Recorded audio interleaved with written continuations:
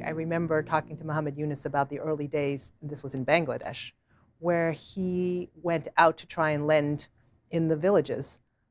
And he had a small team, and the team came back saying, we should just lend to the men, because the women are saying, don't give me the capital. I'm not an entrepreneur, and my husband understands the language of finance, I don't.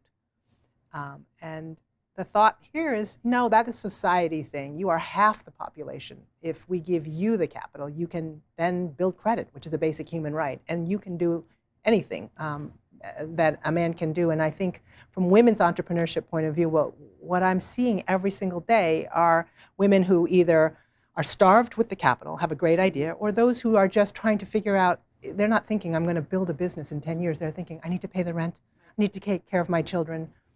And micro and small businesses, I know you've seen it in your career, that is where the growth of the American economy is going to happen. Yeah, it's very inspiring to go into one of those. It's so inspiring.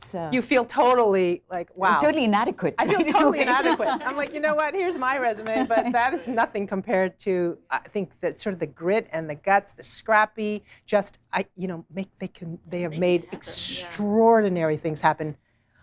One thing that I think is a worldwide truth, but when a woman earns $1, I think it's been proven all over the world that the direct impact on children, education, health, and community is just really high, and we see that. We have been using the computing power we now have to analyze who our customers are.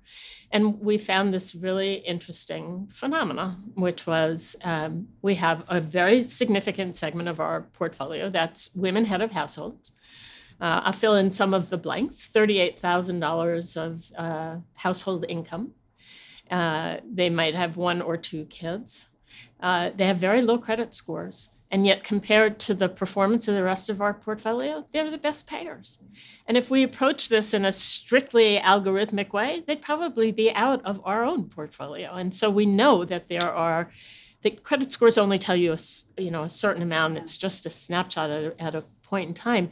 But it's that same determination to make the business work because so much is riding on it makes them pay back. And it's not our collection techniques. They want to succeed. I mean, we're good at what we do, but it really is a determination that includes, I want to have good credit, so I'm going to pay this loan back.